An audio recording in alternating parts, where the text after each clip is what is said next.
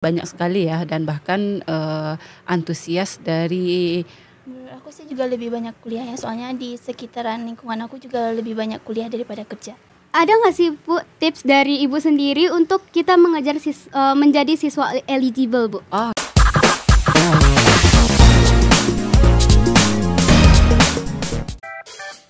Halo Berlianers, welcome back to Smantitel Podcast.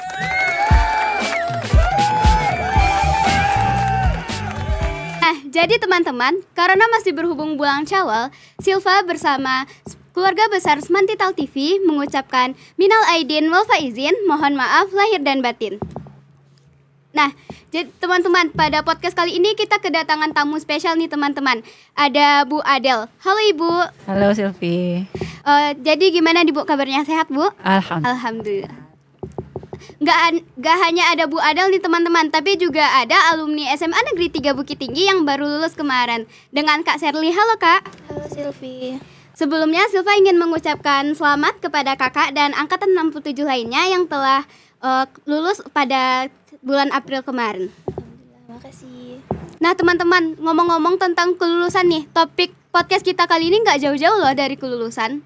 Nah, jadi topik podcast kita pada kali ini adalah lulusan SMA Negeri 3 Bukit Tinggi lebih memilih kerja atau kuliah? Nah, kalau menurut Ibu, Bu, lebih banyak anak SMA Negeri 3 Bukit Tinggi yang memilih kerja atau kuliah, Bu? Oke. Pertanyaannya bagus sekali ya Sirli ya. Sesuai sekali dengan tema kita kali ini. Semenjak Ibu 2009 di sini sampai hari ini ya, setiap tahun itu Ibu melihat banyak sekali ya dan bahkan antusias dari setiap peserta tamatan tahun itu untuk berusaha masuk ke perguruan tinggi yang mereka inginkan gitu. Kisaran 90% sampai insya Allah gitu. Nah, jadi teman-teman, menurut Ibu, 90% dari lulusan SMA Negeri 3 Bukit Tinggi memilih untuk kuliah. Ya. Nah, kalau menurut Kak Sherly gimana nih? Di angkatan kakak lebih banyak yang memilih kuliah atau bekerja, Kak? Menurut aku sih juga lebih banyak kuliah ya, soalnya di sekitaran lingkungan aku juga lebih banyak kuliah daripada kerja. Melihat dari dua jawaban narasumber kita, jadi banyak sekali murid SMA Negeri 3 yang memilih kuliah ya teman-teman. Kalau menurut Ibu, lebih baik mana sih Bu, bekerja atau kuliah dulu Bu? Oke, itu sebenarnya tergantung kepada visi dan misi dari seorang siswa itu sendiri. Dan seperti yang Ibu katakan tadi, bahwasanya dominan atau bahkan sampai 90% ya siswa itu punya keinginan untuk berkuliah. Kalau dilihat dengan keinginan untuk dunia kerja, biasanya itu lebih akan tampak itu dari tamatan siswa-siswa dari SMK gitu. Karena mereka sudah terjurus dari sejak mereka awal-awal sekolah itu. Sementara kalau di SMA biasanya kalau Ibu bertanya sejak mereka kelas 10 itu, kenapa milih SMA tidak milih SMK gitu. Jadi mereka menjawab, ya karena saya mau melanjutkan kuliah di perguruan tinggi gitu. Kalau saya mau bekerja ya makanya saya akan saya pilih untuk di SMK seperti itu.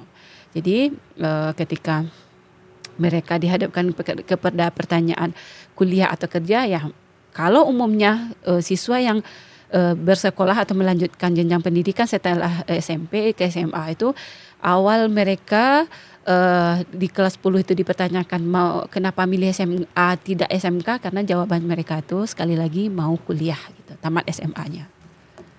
Baik, kan untuk memasuki kuliah nih Bu, kan ada beberapa jalur ya Bu, dan ada 2 jalur yang sangat kita lihat-lihat nih Bu. Yang pertama adalah SNBP dan SNBT.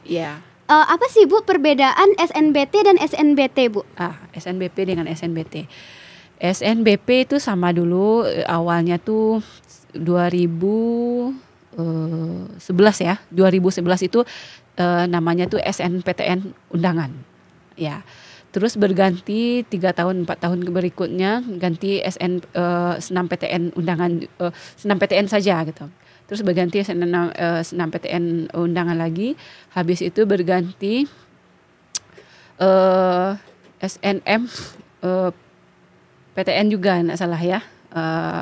Tanpa undangan lagi, kalimat undangan. Terus dan tahun 2023 kemarin berganti kepada istilah SNBP dan SNBT.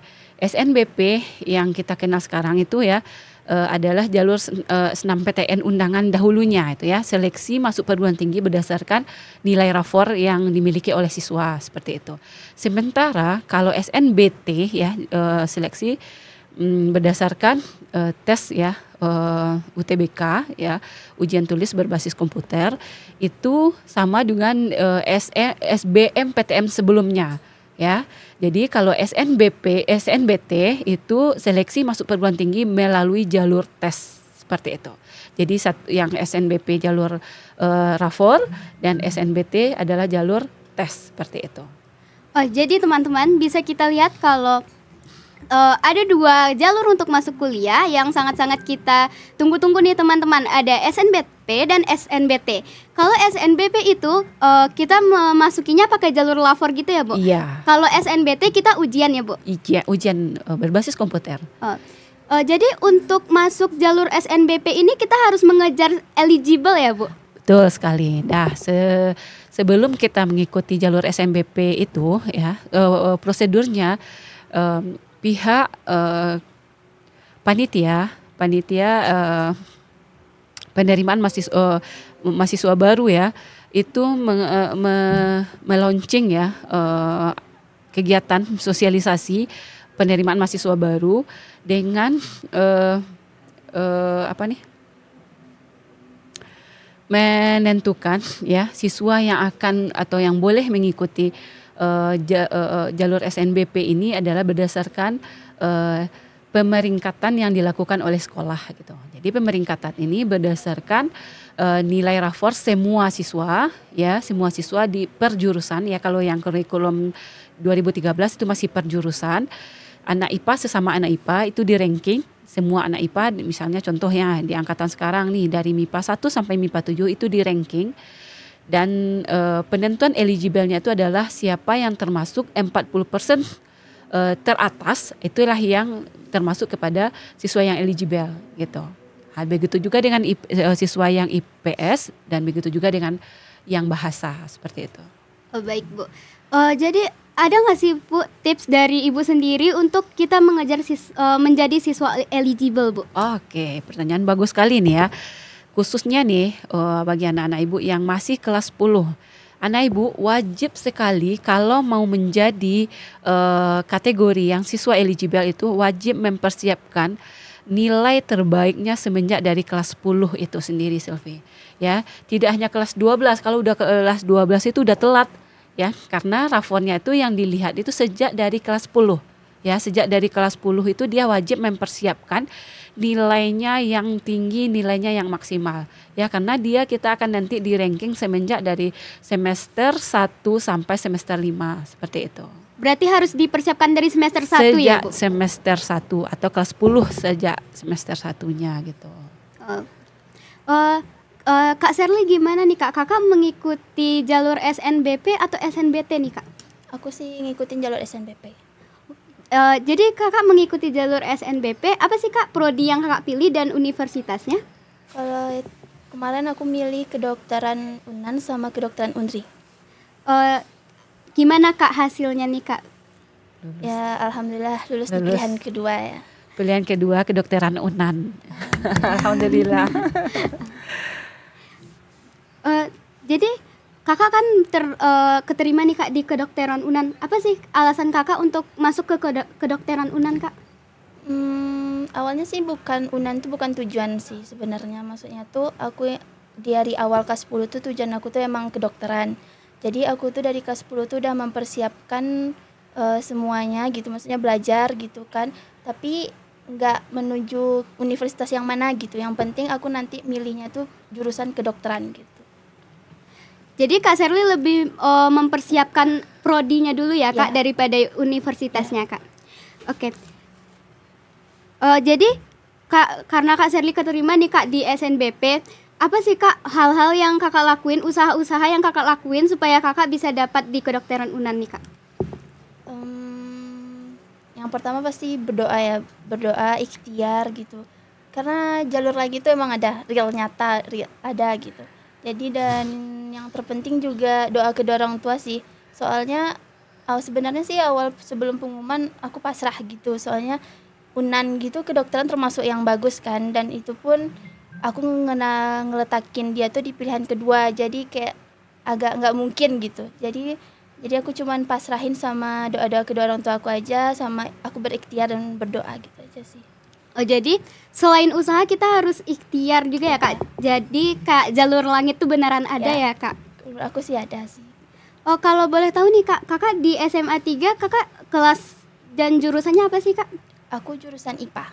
Dari kelas MIPA berapa Kak? 12 MIPA 4. 12 MIPA 4. Oke, Halo teman-teman 12 MIPA 4. Mungkin Ibu tambahin dikit juga ya Silvia, Iya, Bu. Silvi. Jalur langit ini maksudnya gini, sepertinya ya Silvia, mungkin udah takdirnya seperti itu gitu.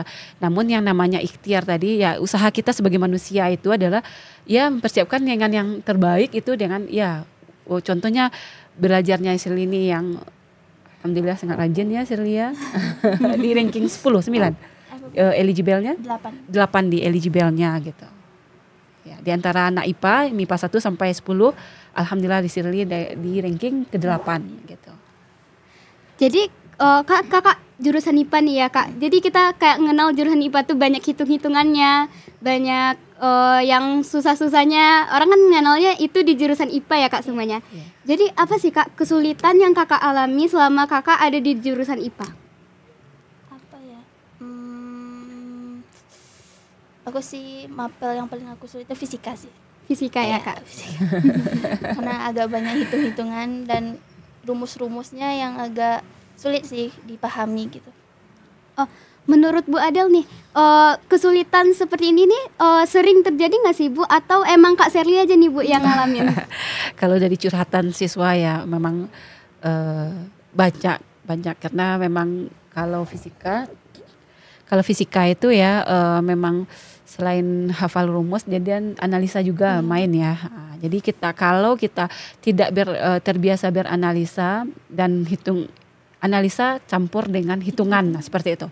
Kalau kita tidak terbiasa itu, maka kita akan sulit gitu. Jadi pesan Ibu ya, ini kena yang kelas 10, kelas 11 harus kita biasakan itu nak, agar nanti pas di kelas 12 kita dapat nilai yang terbaik. Kalau kita tidak lulus di jalur SNBP, nanti pas UTBK atau jalur akan anak-anak Ibu yang akan mengikuti jalur SNBT, maka itu juga akan keluar di soal-soal UTBK-nya seperti itu. Oh, jadi kan banyak nih Bu anak-anak yang bingung nih Bu mau milih jurusan IPA atau IPS. Tapi sekarang kan sudah kurikulum merdeka ya Bu. Ya. Tapi sekarang kami kan memilih mata pelajaran ya Bu. Ya. Jadi bagaimana sih tips dari Ibu supaya kita nggak salah milih nih Bu? Oke, bagus sekali pertanyaannya. Untuk anak-anak Ibu yang berada pada kurikulum merdeka ya, anak Ibu pada dasarnya tetap diarahkan, maksudnya sesuai dengan minat dan bakat yang telah direncanakan pas saat mengambil mapel pilihannya itu gitu. Kan juga kalau di sekolah kita anak-anak Ibu yang mau masuk kepada rumpun mata pelajaran khusus IPA ya, rumpun mata pelajaran IPA bagi siswa yang mau ke sana kan tetap disalurkan, sekolah juga tetap menyalurkan. Jadi tinggal kita memantapkan dengan rencana jurusan yang akan kita ambil dari awalnya itu gitu.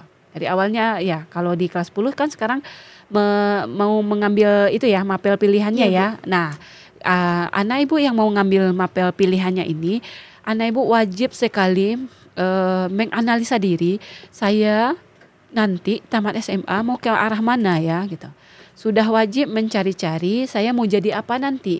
Kalau saya menjadi saya mau inginkan sebuah profesi. Nah, untuk profesi ini saya cocoknya di jurusan apa? Seperti itu. Jadi, kalau sudah tahu kita jurusannya apa, kita tinggal mencari lagi. Jurusan A itu di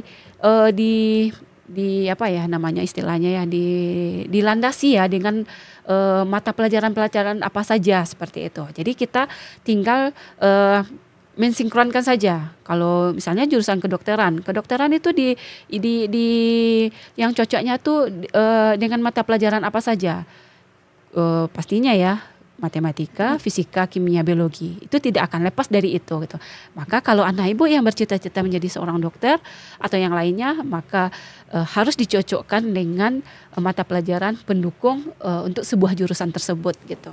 Jadi kita harus memilih jurusan apa nih Bu yang kita inginkan waktu kuliah. Jadi kita harus menentukan dari awal ya Bu. Betul sekali. Jadi setelah teman-teman menentukan jurusan nih teman-teman, jadi teman-teman harus mencari mata pelajaran yang sinkron dengan jurusan tersebut ya Bu. Betul sekali. Kalau dari Kak Sherly nih Kak, saran dari Kak Sherly apa sih Kak untuk penjurusan di kurikulum Merdeka ini Kak? Saran aku sih ya matangin dulu, maksudnya tuh kayak serius nggak sih ngambil prodi ini untuk kedepannya gitu kan. Soalnya kan yang setahu aku kurikulum Merdeka ini kan yang kata kamu bilang tadi, dipilih kita yang mau, kita pilih mapelnya kan. Jadi kayak berarti nanti di akhir kita nggak bisa lagi ganti-ganti, gonta-ganti. Jadi menurut aku sih di awal tuh kita harus ngeyakinin diri kalau kita mau ngambil itu ke depannya gitu sih. Dimantapkan dari awal. Seperti Shirley tadi ya, sejak kelas 10 udah rencana kedokteran ya. Oke. Nah, jadi teman-teman, untuk menutup podcast kita kali ini, kita akan minta saran kepada Bu Adel dan Kak Sherly. Jadi dari podcast yang kita lakukan ini, kita lebih baik memilih kerja atau kuliah? Silakan Ibu. Kalau saran Ibu ya, kalau anak Ibu milih SMA, maka otomatis dia kuliah bukan bekerja. Seperti itu. Ya, sekali lagi kuliah bukan, kalau masuk SMA berarti melanjutkan ke kuliah bukan ke dunia kerja. Seperti itu. Kalau dari Kak Sherly gimana nih Kak? Kalau menurut aku sih sebenarnya kan tergantung pribadi masing-masing gitu kan. Kalau misalkan kita emang nggak sanggup kuliah, daripada biaya kan nanti juga ada. Jadi kalau misalkan emang kita nggak ada niat untuk kuliah, mending kerja. Nanti kalau misalnya udah ada niatnya yang mantap gitu, baru kita kuliah gitu. Ujung-ujungnya kuliah juga ya. Nah jadi sebaiknya kita kalau dari lulusan SMA kita lebih bagus untuk kuliah dulu ya Ibu? Ya, betul sekali. Jadi kalau ingin bekerja pun nanti kalau setelah bekerja kita bisa kuliah juga kan Ibu? Bisa, tetap. Nah jadi teman-teman itu tadi tanggapan kedua narasumber kita tentang kuliah atau bekerja. Jadi terima kasih Ibu Kak Sherly yang udah nyempatin waktunya untuk sama-sama datang ke podcast kami. Dan terima kasih untuk teman-teman semua yang udah nonton podcast pada kali ini. Jangan lupa like, comment, and subscribe. Kami dari Semantital TV pamit undur diri. Wassalamualaikum warahmatullahi wabarakatuh. Waalaikumsalam warahmatullahi wabarakatuh.